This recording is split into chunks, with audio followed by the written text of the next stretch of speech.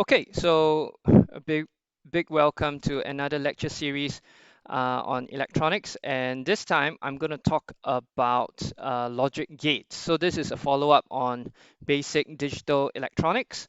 So I taught you in a previous chapter what digital electronics is, and now I'm going to teach you some devices that make use of digital electronics. So if you remember, digital electronics is either ones or zeros. Yeah, so they're either high or they are low.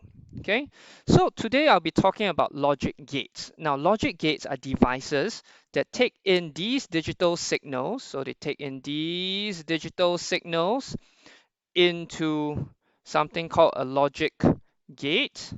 And what it does is that it gives you out another digital signal. So it gives you ones or zeros.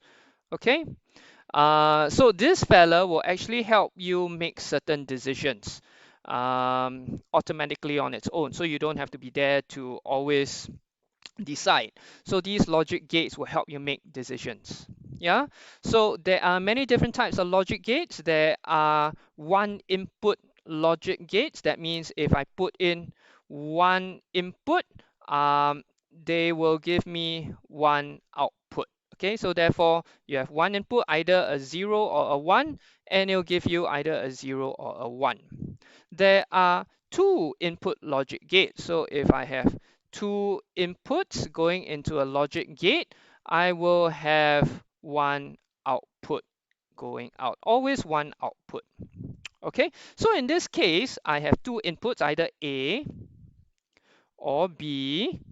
So there are many different scenarios that we can have, right? And this is the part where you have to remember this pattern. So you have to remember that this is always represented in a table, and this is called a truth table. So if there's two inputs, let's call these inputs A and B. This is the pattern you always have to follow. 0, 0, 1, 1 for the first input and 0, 1, 0, 1 for the second input. Now, can I have input B here and input A here? Sure, no problem, it's up to you. But you must always follow the first column is 0, 0, 1, 1, second column 0, 1, 0, 1, alternate. So always remember the first column, we always put the zeros first, followed by the ones, and the next column is the alternate 0, 1, 0, 1. There are also three input gates. So if I want 2, 3 inputs into a gate, this will help me decide what's going to happen here, and it will give me one output here. So the output in this case is X, the output in this case is X, the output in this case is X. So if you have three inputs, A, B, C, you have to draw the truth table in such a way that you now have 1, 2, 3, 4, 5, 6, 7, 8 possible outcomes.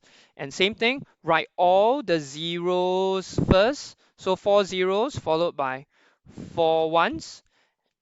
Next, you have to alternate the zeros and ones. But now, because we have a 4 zeros and 4 ones, it will be 2 zeros, 2 ones, 2 zeros, two ones. And finally, the third column, 0, 1, 0, 1, 0, 1.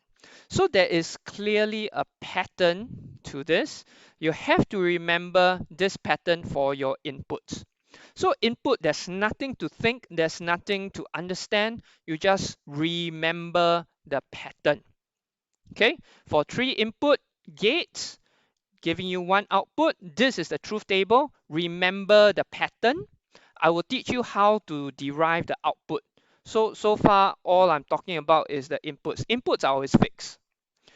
So far, all I've taught you is how to remember to write the inputs for a truth table. And this is very important. Always remember to write your inputs in this pattern. Okay, remember this. So go and remember this. What you can do is that you can cover these numbers, draw your own truth tables, and see whether you can remember how to draw one input, two input, three input truth tables with the inputs like this. You can leave the outputs blank. I'll teach you how to derive the outputs later on. Okay, so for now, I'm going to stop the recording now.